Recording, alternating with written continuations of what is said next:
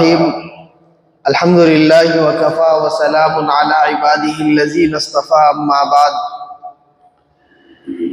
قال الله تبارك وتعالى أعوذ بالله من الشيطان الرجيم بسم الله الرحمن الرحيم سبحان الذي أسرى بعبده ليلا من المسجد الحرام إلى المسجد الأقصى الذي باركنا حوله لنريه من آياتنا انه هو السمیع البصیر صدق اللہ العظیم۔ محترم دوستو، بزرگوں اور نوجوانوں، اس وقت میں جو مہینہ ہم پر چل رہا ہے اور جس مہینے کے بالکل ہم اینڈنگ میں ہیں، لاسٹ میں ہیں، اس مہینے کا نام رجب المرجب ہے۔ اسلامی کیلنڈر کے اعتبار سے اس مہینے کا نام رجب کا مہینہ ہے، اور یہ وہی مہینہ ہے جس مہینے میں نبی علیہ السلام نے رمضان المبارک کی تیاری کا آغاز فرمایا تھا، اس کا اسٹارٹ کیا تھا، رمضان کے استقبال کا، رمضان کی تیاری کا۔ جب اس مہینے کا چاند نظر آیا تو حضور صلی اللہ علیہ وسلم نے خود بھی ایک دعا کا اہتمام کیا کرتے تھے، صحابہ کرام سے بھی اس کی ترغیب دلاتے تھے، اور پوری امت کو یہ تعلیم دی کہ جب بھی رجب کا چاند نظر آ جائے تو ہر مسلمان کو چاہیے کہ یہ دعا پڑھتے رہے رمضان تک، جب بھی موقع ملے، ہر نماز کے بعد ہر دعا میں اس دعا کا اہتمام کرے۔ وہ دعا کیا سکھائی؟ نبی علیہ السلام نے ارشاد فرمایا، اللہم بارک لنا فی رجب و شعبان وبلغنا رمضان۔ اے اللہ، رجب کے مہینے میں اور شعبان کے مہینے میں برکت عطا فرما، صحت میں برکت عطا فرما، رزق میں برکت عطا فرما، عمر میں برکت عطا فرما، وبلغنا رمضان، اور رمضان تک صحیح سلامتی کے ساتھ ہم سب کو پہنچا دیجیے، کیونکہ رمضان بڑا مقدس مہینہ ہے، بڑی برکتوں والا مہینہ ہے، بڑے احترام والا مہینہ ہے۔ جب آپ نے کسی کی زندگی میں رجب کو داخل کر دیا ہے، وہ رمضان کے بالکل قریب تک پہنچ گیا ہے، تو نبی علیہ السلام یہ دعا کرتے تھے کہ اب مجھے بھی اور ہر امتی کو جس کو رجب کا مہینہ مل گیا، اے اللہ آپ اس کو رمضان سے محروم مت فرمائیے، رمضان سے اس کو دور مت رکھیے، رمضان تک اس کو سلامتی کے ساتھ پہنچا دیجیے۔ یہ دعا حضور صلی اللہ علیہ وسلم اس مہینے میں کرتے تھے۔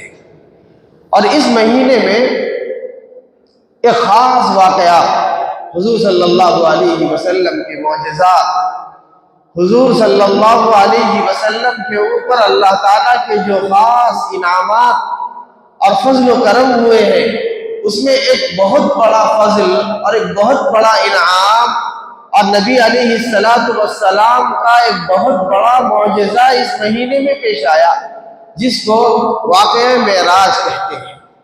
اور ہم ہر سال سنتے رہتے ہیں واقعہ معراج، لیکن میرے دوستو، صرف واقعہ معراج کو سن لینا یہ کافی نہیں ہے۔ ہمارے نبی صلی اللہ علیہ وسلم کو اللہ نے زمین سے آسمان تک، پھر آسمان سے لے کے عرش معلیٰ تک جو سفر کروایا اور جو قیمتی اور مقدس مقامات کی زیارت کروائی، یہ واقعہ سن لینا کافی نہیں ہے۔ یہ واقعہ کس منظر میں پیش آیا؟ اتنا بڑا انعام اور اتنا بڑا تحفہ اللہ نے اپنے حبیب کو، اپنے پیغمبر علیہ السلام کو کیوں دیا؟ کیا وجہ بنی؟ اس پر غور کرنے اور اس کے جو اسباق ہے، اس کا جو پیغام ہے، اس کا جو میسج ہے، اس میسج کو جاننے کی زیادہ ضرورت ہے۔ واقعہ معراج کو جاننے سے بھی زیادہ اس پیغام کو جاننے کی زیادہ ضرورت ہے۔ کیوں؟ اس لیے کہ ہمارے لیے، آپ کے لیے اس میں نصیحت ہے، پیغام ہے، سبق ہے۔ آج ہم مسلمان جو ہے صرف واقعہ معراج جان رہے ہیں، اور حضور صلی اللہ علیہ وسلم کے اس مبارک سفر کو سن کر مزے لے رہے ہیں اور اپنے عشق کو گرما رہے ہیں، لیکن جو اصل مقصد ہے حضور صلی اللہ علیہ وسلم کی اس نعمت کو دیے جانے کا، اس نعمت اور اس اصل پیغام کو ہر مسلمان بھولے ہوئے ہیں، کسی کو اس کو جاننے کی تو فرصت نہیں ہے۔ آپ کو معلوم ہے کہ اللہ تعالیٰ نے ہمارے نبی صلی اللہ علیہ وسلم کو یہ جو تحفہ دیا اپنی ملاقات کا، اپنے دیدار کا، یہ اس لیے دیا کہ حضور صلی اللہ علیہ وسلم مسلسل غموں میں، مسلسل تکلیفوں میں، مسلسل آزمائشوں میں رہے۔ ہمارے نبی صلی اللہ علیہ وسلم کے اوپر جس وقت یہ واقعہ پیش آیا، جس سال یہ واقعہ پیش آیا، اس سال ہمارے نبی صلی اللہ علیہ وسلم پر 3 ایسے بڑے واقعات پیش آئے جس کی وجہ سے فطرتاً طبعاً انسان کو تکلیف پہنچتی ہے، انسان کا دل مغموم ہو جاتا ہے، انسان کا دل اچاٹ جاتا ہے ان پریشانیوں کی وجہ سے، ان ناموافق حالات کے آ جانے کی وجہ سے، ان ناامید حالات کے آ جانے کی وجہ سے۔ ایسے ہی نبی علیہ السلام کے اوپر 1 سال میں مسلسل پے در پے بیڈ نیوز ملتی گئی، حضور کو بری خبریں ملتی گئی، افسوس کے واقعات پیش آتے گئے، جس کی وجہ سے حضور صلی اللہ علیہ وسلم کبیدہ خاطر ہو گئے، رنجیدہ ہو گئے اور مغموم نظر آنے لگے۔ تو اللہ تعالیٰ نے اس کیفیت سے نکالنے کے لیے، اس غم کے ماحول سے نکالنے کے لیے اپنے حبیب حضرت محمد صلی اللہ علیہ وسلم کو یہ عظیم واقعہ اور معجزہ عطا فرمایا، اتنا زبردست سفر کروایا، آسمانوں کی سیر کروائی، تاکہ بعد میں جب دوبارہ آئیں حضور صلی اللہ علیہ وسلم تو اپنے پرانے غموں کو بھول کر ایک نئی اسپرٹ کے ساتھ، ایک نئی طاقت کے ساتھ اللہ کے بندوں کو اللہ تک پہنچانے کا کام کرے۔ یہ بڑی قربانیوں کے بعد اور بڑی تکالیف کے بعد اللہ تعالیٰ نے نبی علیہ السلام کو اتنا بڑا معجزہ عطا فرمایا۔ اس میں ایک سب سے پہلا واقعہ حضور صلی اللہ علیہ وسلم کی سب سے چہیتی، خاص، محبوب نظر اہلیہ بیوی ام المؤمنین حضرت خدیجہ الکبریٰ رضی اللہ تعالی عنہ کا وصال ہوا۔ یہ حضور کے لیے بہت بڑا صدمہ تھا، حضور کے لیے بہت بڑا واقعہ تھا، کیونکہ حضرت خدیجہ الکبریٰ ہی حضور کے لیے مکہ مکرمہ میں ڈھارس بنی ہوئی تھی۔ ہمارے نبی صلی اللہ علیہ وسلم جب باہر لوگوں کو اللہ کی طرف بلاتے تو دشمنوں کی طرف سے جو رد عمل ہوتا، اور حضور صلی اللہ علیہ وسلم کے ساتھ جو طرز ہوتا، جو سلوک ہوتا، اس سے حضور کبیدہ خاطر ہو کر جب گھر آتے تھے تو یہی حضرت خدیجہ تھی جو حضور صلی اللہ علیہ وسلم کو دلاسا دیتی تھی، حضور صلی اللہ علیہ وسلم کی ہمتوں کو بڑھاتی تھی، حضور صلی اللہ علیہ وسلم کے لیے مرہم کا کام کرتی تھی، کیونکہ ہمارے نبی صلی اللہ علیہ وسلم بچپن ہی سے یتیم تھے۔ نہ حضور صلی اللہ علیہ وسلم کو ماں باپ کی رحمتیں ملی، نہ ان کی شفقتیں ملی، بچپن ہی میں آپ یتیم ہو گئے۔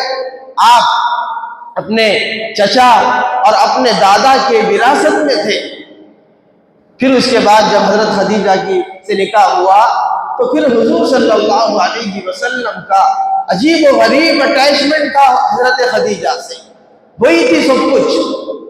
تو اولاد بھی اللہ تعالیٰ نے حضور صلی اللہ علیہ وسلم کو حضرت خدیجہ الکبریٰ ہی سے دی تھی۔ جتنی اولادیں تھیں حضور صلی اللہ علیہ وسلم کو وہ سب حضرت خدیجہ سے تھی۔ تو ایسی چہیتی بیوی کا، اہلیہ کا انتقال ہو جائے تو ظاہر سی بات ہے کہ جو صدمہ لگے گا، جو صدمہ پہنچے گا، وہ وہی شخص جان سکتا ہے جو اس واقعے سے گزرا ہو۔ حضور صلی اللہ علیہ وسلم کے ساتھ ایک واقعہ یہ پیش آیا۔ پھر دوسرا واقعہ اسی سال اس کے کچھ دنوں کے بعد ایک اور واقعہ پیش آیا کہ حضور صلی اللہ علیہ وسلم کے جو کفیل تھے، سرپرست تھے، حضور صلی اللہ علیہ وسلم کے جو چچا تھے ابو طالب، جو مکے میں حضور صلی اللہ علیہ وسلم کی نگہبانی کرتے تھے، نگرانی کرتے تھے، سرپرستی کرتے تھے، ان کا بھی انتقال ہو گیا۔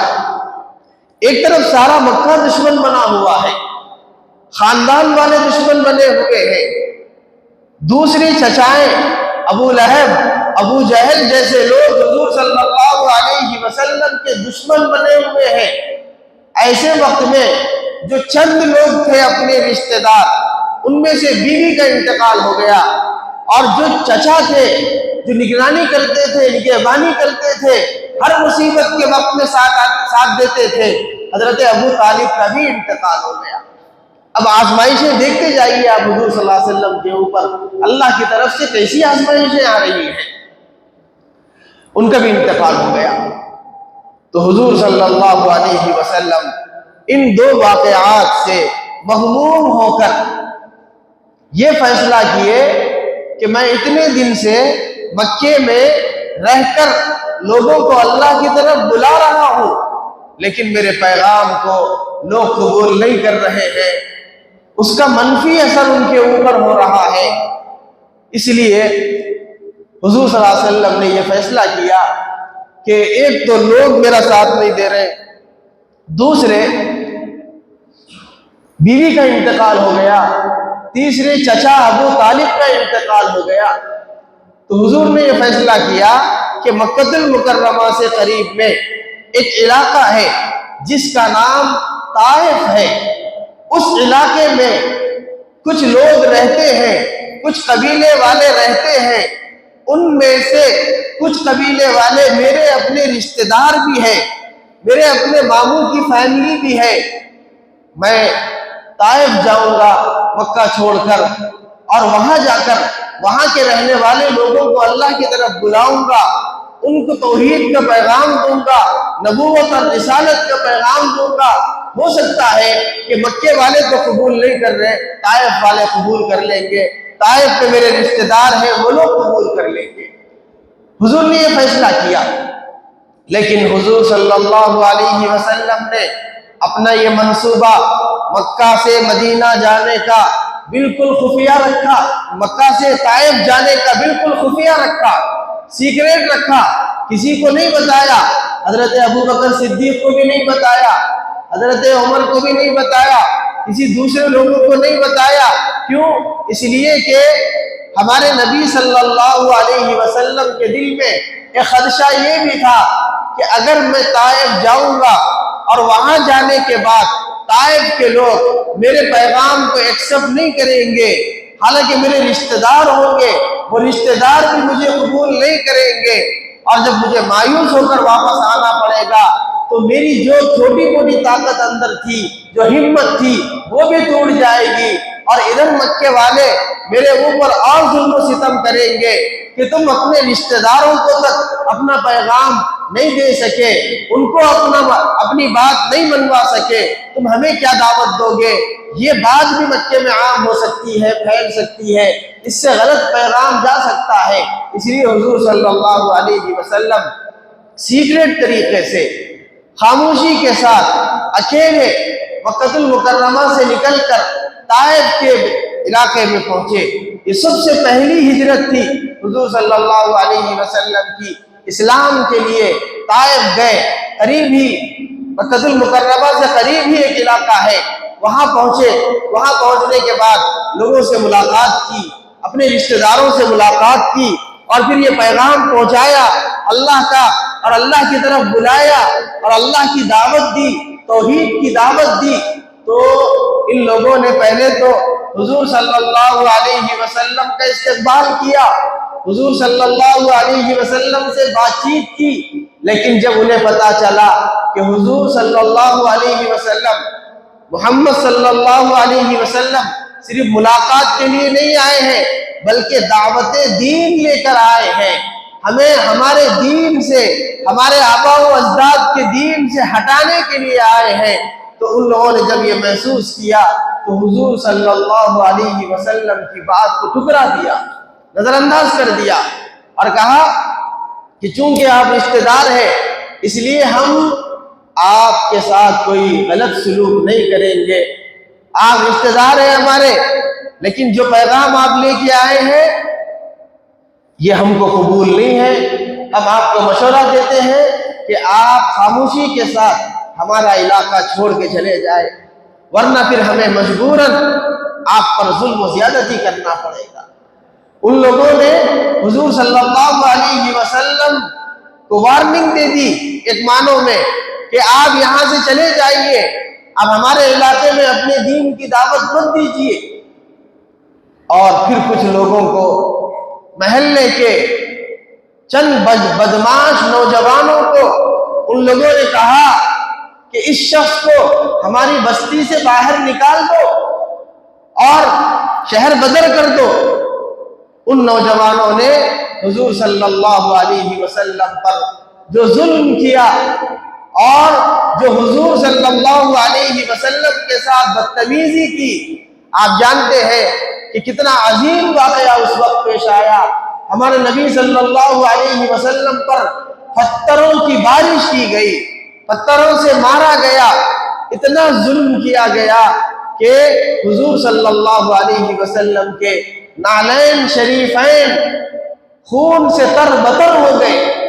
جب ہمارے نبی کی مقدس اور پاک بدن کے پاک خون کا ایک قطرہ جب اللہ کی زمین پر گرا تو اللہ کا عرش ہل گیا، اللہ کا عرش ہل گیا، اللہ کی کا غضب بھڑک اٹھا. اللہ تعالیٰ نے اسی وقت میں فرشتوں کو بھیجا نبی علیہ السلام کی خدمت میں، اور وہ فرشتے آ کر اللہ کا یہ پیغام سنائے کہ اے محمد صلی اللہ علیہ وسلم، ہم اللہ کے فرشتے ہیں، پہاڑوں کے فرشتے ہیں، اللہ نے ہمیں آپ کی خدمت میں بھیجا ہے. ان طائف والوں نے، ان طائف کے رہنے والے بد نصیب نوجوانوں نے جو آپ پر ظلم کیا ہے، زیادتی کی ہے، اس سے اللہ بہت ناراض ہے.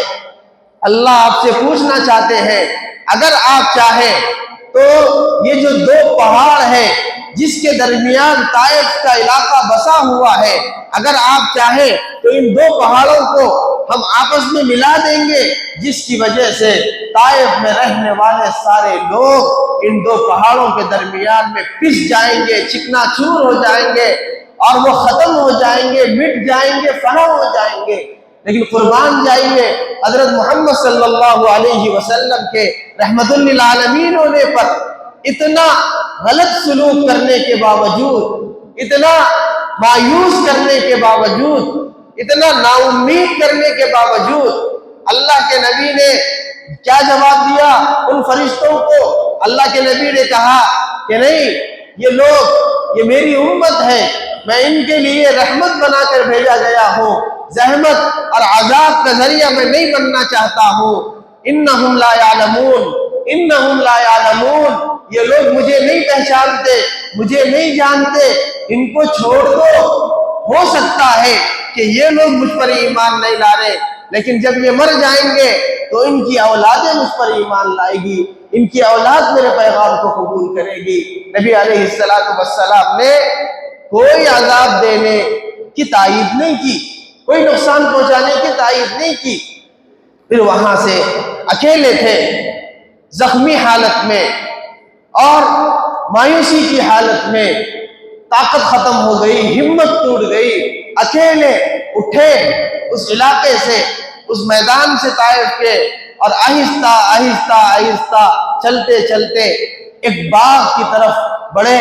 ایک باغ نظر آیا، اس باغ میں رہنے والا جو نوکر تھا وہ نینوا کا رہنے والا تھا، یعنی حضرت یونس علیہ السلام کے علاقے کا رہنے والا تھا. اس سے ملاقات کی.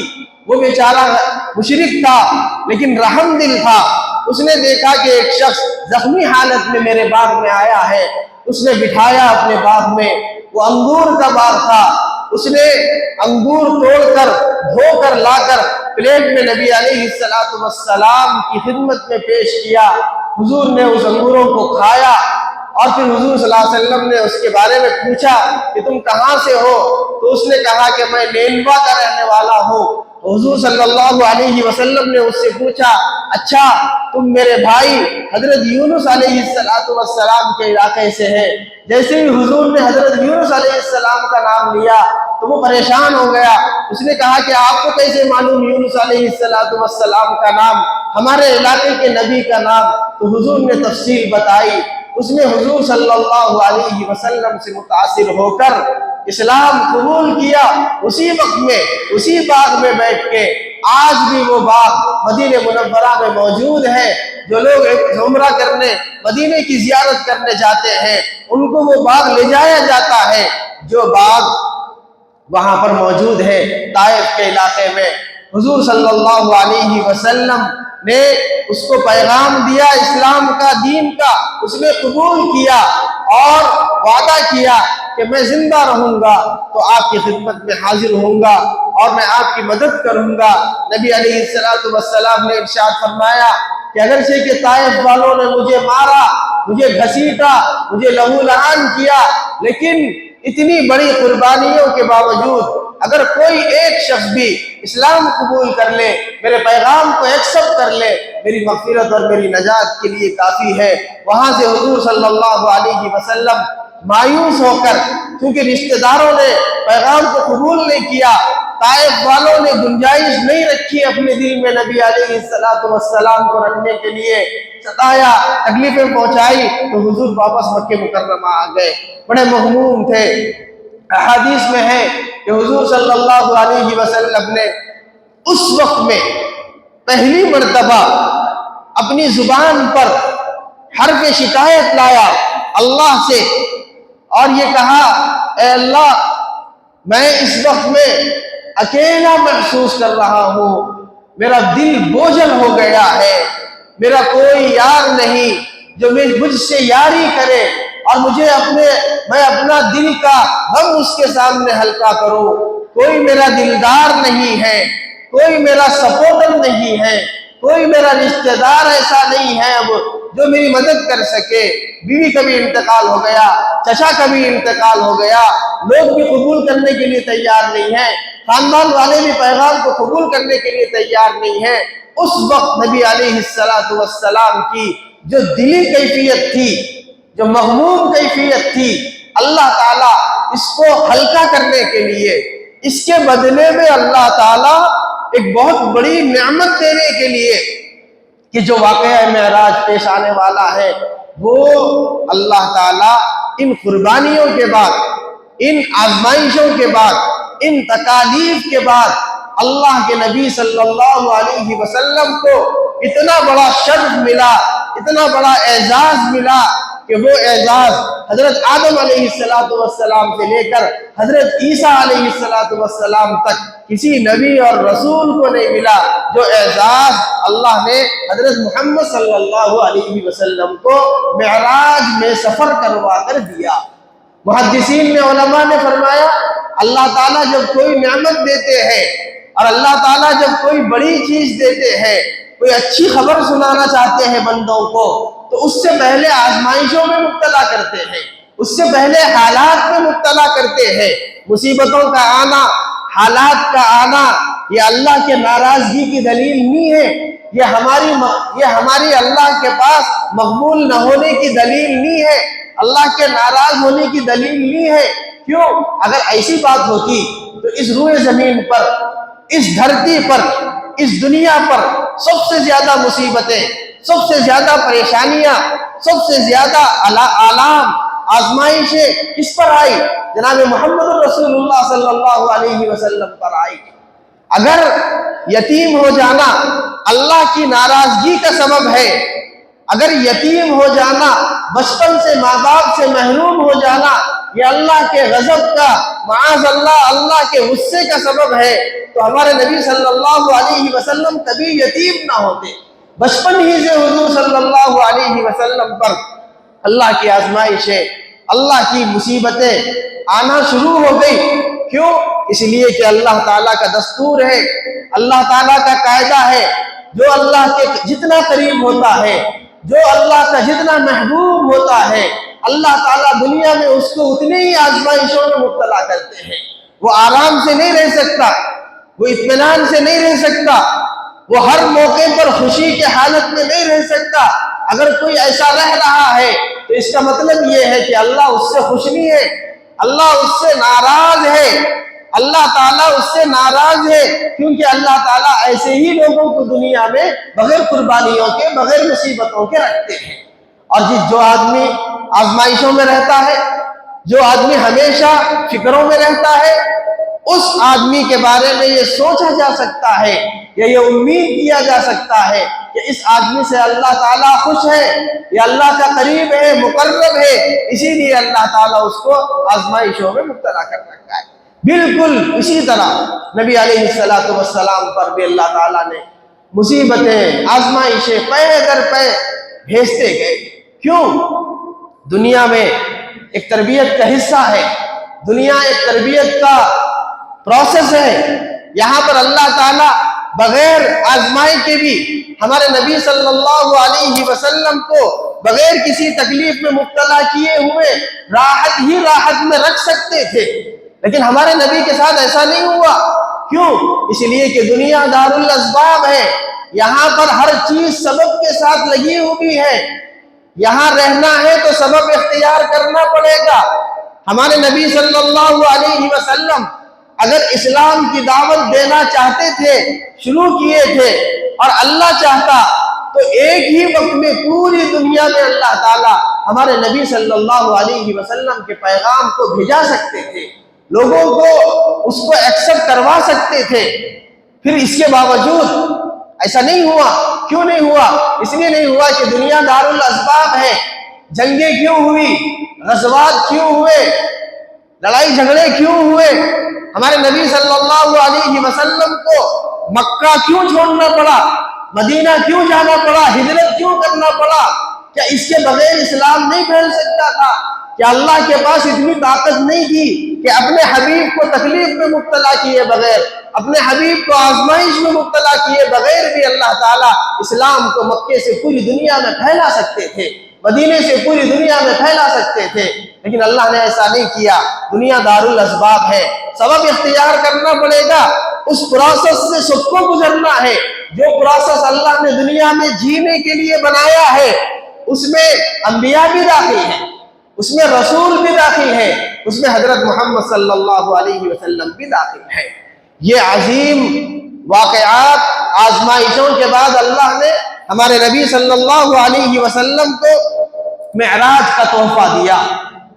بالکل اسی وقت میں جب ہمارے نبی کا دل مغموم تھا، کبیرہ خاطر ہو گئے تھے، اللہ تعالیٰ سے دعائیں کرنے لگے تھے بوجھل دل کے ساتھ، تو اللہ تعالیٰ نے فیصلہ کیا کہ اب وہ مقام اور وہ مرتبہ حضور صلی اللہ علیہ وسلم کو اپنے حبیب کو دے دینا چاہیے، جس کے لیے اللہ نے یہ سارا نظام بنایا تھا، جس کے لیے اللہ نے یہ ساری ترتیبیں بنائی تھی۔ اللہ نے ہمارے نبی صلی اللہ علیہ وسلم کی خدمت میں اس وقت اسی مہینے کی 26ویں 27ویں رجب کی رات میں اللہ نے حضور صلی اللہ علیہ وسلم کی خدمت میں حضرت جبرائیل علیہ السلام کو بھیجا کہ میرے حبیب کو دنیا سے لے کر اٹھا کر آسمانوں پر لے کر آؤ، عرش معلیٰ پر لے کر آؤ۔ معراج کا سفر شروع ہوا، حضرت جبرائیل علیہ السلام تشریف لائے، حضور صلی اللہ علیہ وسلم حضرت علی المرتضیٰ کی بیٹی کے گھر میں آرام کر رہے تھے۔ حضور صلی اللہ علیہ وسلم کی خدمت میں جبرائیل امین تشریف لائے، جگایا، جگانے کی تفصیل، جگانے کا طریقہ بالکل الگ تھا، نرالا تھا۔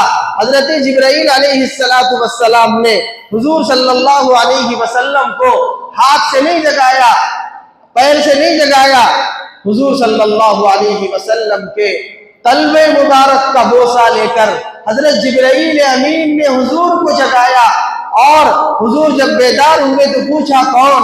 تو حضور نے کہا، حضرت جبرائیل نے کہا یا رسول اللہ میں آپ کا خادم جبرائیل ہوں، اللہ نے آپ کو بلایا ہے، باہر سواری تیار ہے، چلیے۔ حضور صلی اللہ علیہ وسلم کو وہاں سے لے کر مسجد حرام لایا گیا۔ ہمارے نبی مسجد حرام میں 2 رکعت نماز پڑھے۔ مسجد حرام میں حتیم میں جو کعبۃ اللہ کے متصل حصہ جس کے اوپر چھت نہیں ہے، ایک تو کعبہ ہے جس کے اوپر چھت ہے، اس کے علاوہ ایک اور حصہ ہے جس کے اوپر چھت نہیں ہے، وہ بھی کعبہ ہے، وہ بھی داخل کعبہ ہے۔ اللہ کے رسول صلی اللہ علیہ وسلم نے اس بغیر چھت والے حصے میں حتیم میں نماز پڑھی اور وہاں سے حضرت جبرائیل علیہ السلام کی جانب سے جو براق نامی سواری لائی گئی تھی، اس سواری پر حضور صلی اللہ علیہ وسلم کو بٹھایا گیا۔ آپ کو معلوم ہے کہ اس سواری کا نام براق ہے۔ براق یہ عربی لفظ ہے، عربی کا یہ لفظ ہے، اس کے معنی ہے بجلی۔ بجلی کو عربی میں براق کہتے ہیں۔ ایک بجلی وہ ہوتی ہے جو کرنٹ جس کو ہم کہتے ہیں، جس کے ذریعے سے لائٹ جلتی ہے، فیان جلتی ہے، یہ ایک بجلی ہے، تو اس کو عربی میں کہربائیہ کہتے ہیں۔ لیکن ایک اور بجلی ہے جو آسمانی بجلی ہوتی ہے، جو آسمان پر نظر آتی ہے، اس کو بھی بجلی کہا جاتا ہے۔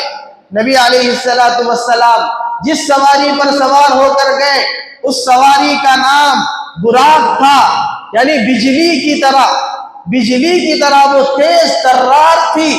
آج دنیا والے اپنی ٹیکنالوجی پر ناز کرتے ہیں کہ ہم پہلے جو ہے سواری کے لیے موٹر سائیکل کا ایجاد کیے، سواری کے لیے ہم پھر کار کا ایجاد کیے، سواری کے لیے ہم کشتیوں کا ایجاد کیے، سواری کے لیے ہم ٹرین کا ایجاد کیے، اب سواری کے لیے ہم بلٹ ٹرین بنا رہے ہیں اور بنائی گئی ہے دنیا میں، اور پھر ہوائی جہاز جو کئی کلومیٹر کا سفر، کئی 100 کلومیٹر کا سفر صرف چند گھنٹوں میں پورا کر لیتا ہے۔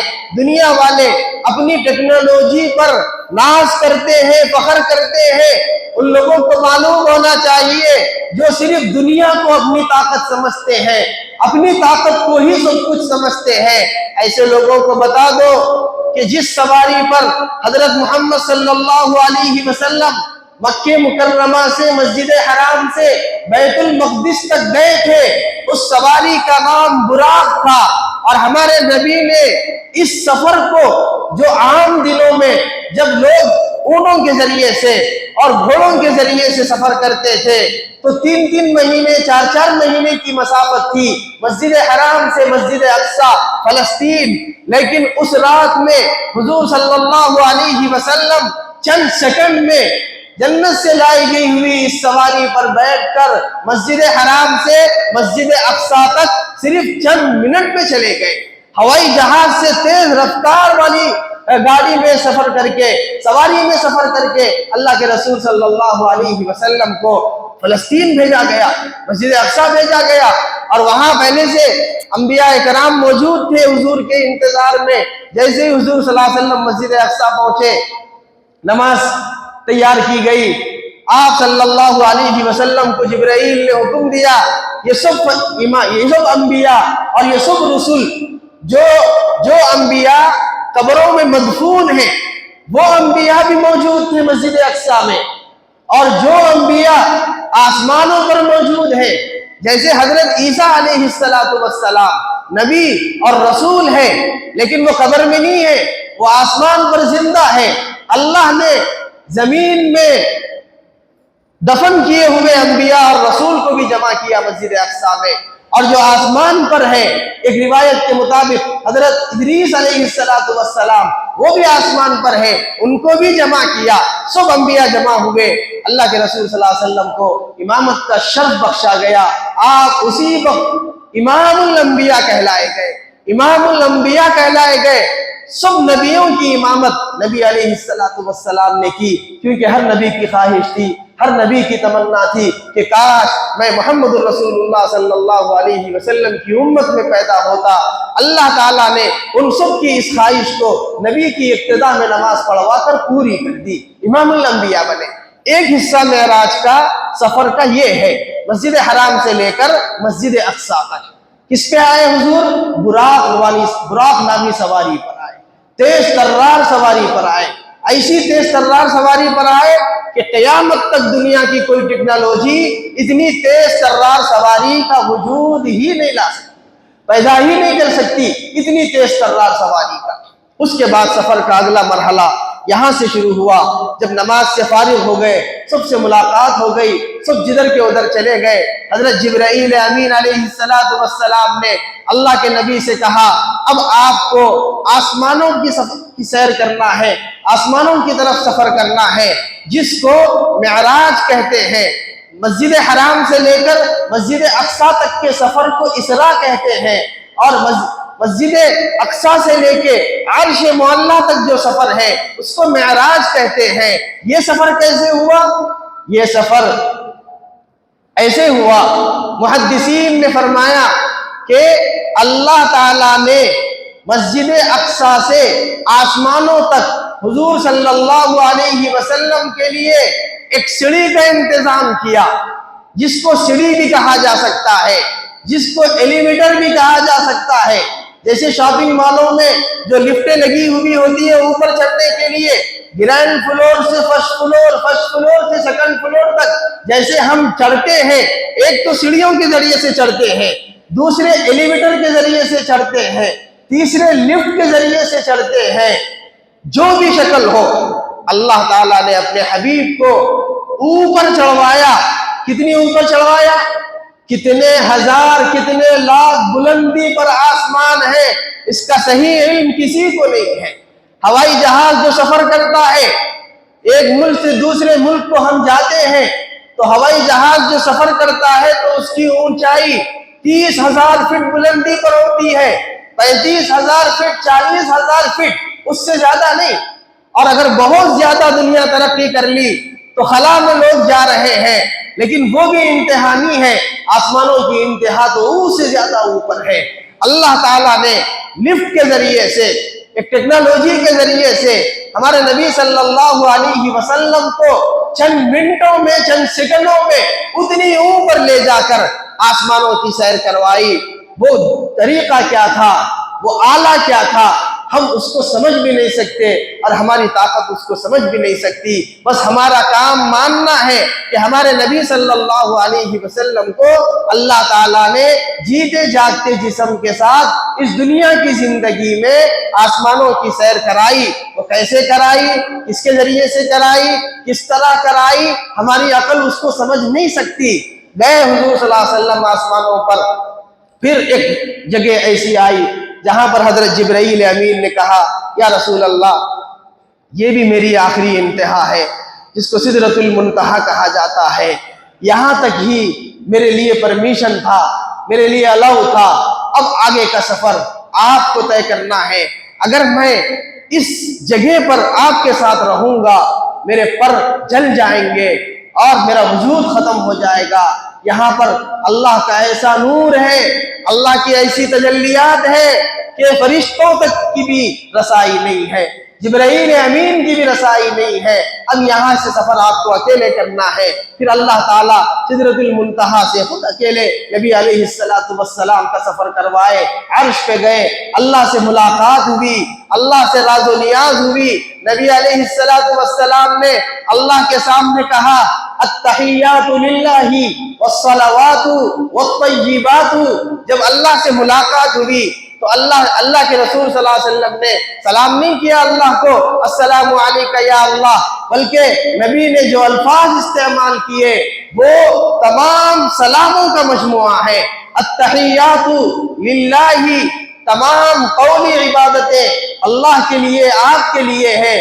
التحیات للہ والصلوات، اور تمام جسمانی عبادت اے اللہ آپ کے لیے ہے، والطیبات، تمام مالی عبادت اے اللہ آپ کے لیے ہے۔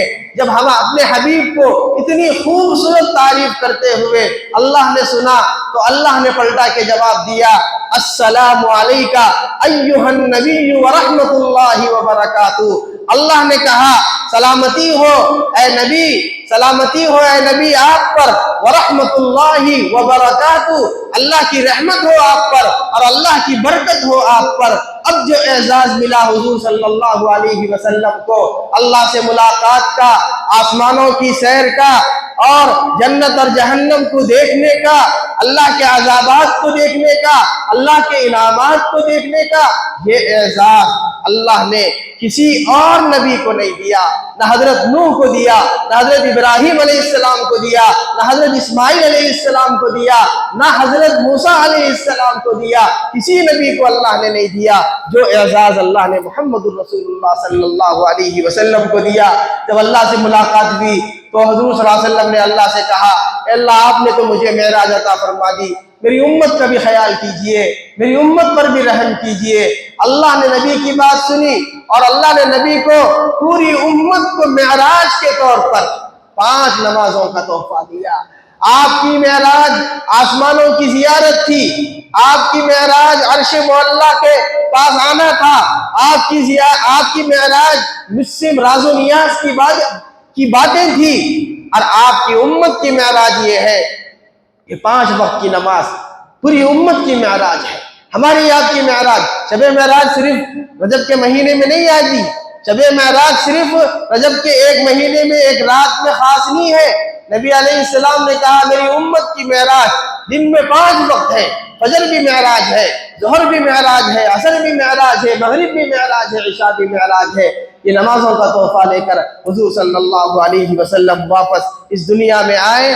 بڑی تفصیلی بات ہے، اس وقت یہ پیغام آپ کو دینا ہے اس واقعے سے کہ ہم صرف واقعہ معراج کو سن کے رش کرنا یا حضور صلی اللہ علیہ وسلم پر اپنی خوشی کا اظہار کرنا یہ تو ہے ہی، یہ کرنا ہی ہے، لیکن اس سے زیادہ اہم ضروری بات یہ ہے کہ یہ واقعہ کیوں پیش آیا، کتنی مصیبتوں کے بعد، کتنی آزمائشوں کے بعد، کتنی قربانیوں کے بعد اللہ تعالیٰ نے یہ عظیم واقعہ حضور صلی اللہ علیہ وسلم کو دیا ہے۔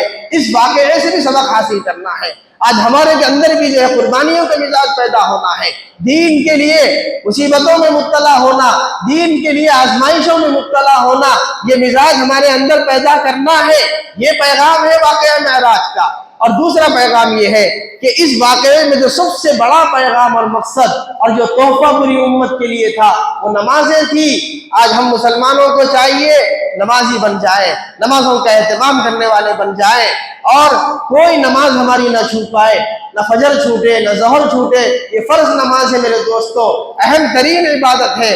نبی علیہ السلام نے آسمان پر جا کر اللہ سے مانگ کر یہ عبادت لائی ہے نماز کی۔ ہر مسلمان کو چاہیے، چاہے وہ مرد ہو یا عورت، معراج کے اس موقع پر ارادہ کرے، تہیہ کرے کہ چاہے جان چلی جائے، چاہے گردن کٹ جائے، چاہے بارش ہو، چاہے طوفان آ جائے، چاہے سردی ہو، چاہے خوشی ہو، چاہے غم ہو، چاہے اچھے حالت میں ہو، چاہے بری حالت میں ہو، کسی صورت میں ہم نماز کو مس نہیں کریں گے، نماز کو ضائع نہیں کریں گے، نماز کا ناغہ نہیں کریں گے۔ یہ ارادہ کر لیجئے، یہی معراج کا پیغام ہے۔ اللہ تعالی ہم سب کو عمل کی توفیق نصیب فرمائے اور نمازوں کی پابندی کرنے، نمازوں کا اہتمام کرنے کی توفیق نصیب فرمائے، اور دنیا کی ہر مصیبت کو جو اللہ نے خود کہا ہے کہ کوئی مصیبت پہنچے تو نماز کے ذریعے سے اللہ سے مدد حاصل کرو۔ ہر مسلمان کا یہ عقیدہ بن جائے، یہ ایمان بن جائے کہ مصیبتیں جو ٹلتی ہیں، مصیبتیں جو ختم ہوتی ہیں وہ نماز کے ذریعے سے ختم ہوتی ہے۔ یا ایھا الذین آمنوا استعینوا بالصبر والصلاۃ ان اللہ مع الصابرین۔ ہم بھی اپنی مصیبتوں، اپنی تکلیفوں، اپنی پریشانیوں، اپنی بیماریوں، اپنے مسائل کو نماز کے ذریعے سے حل کر لینے کی اللہ تعالی ہم سب کو توفیق نصیب فرمائے۔ وآخر دعوانا الحمدللہ رب العالمین۔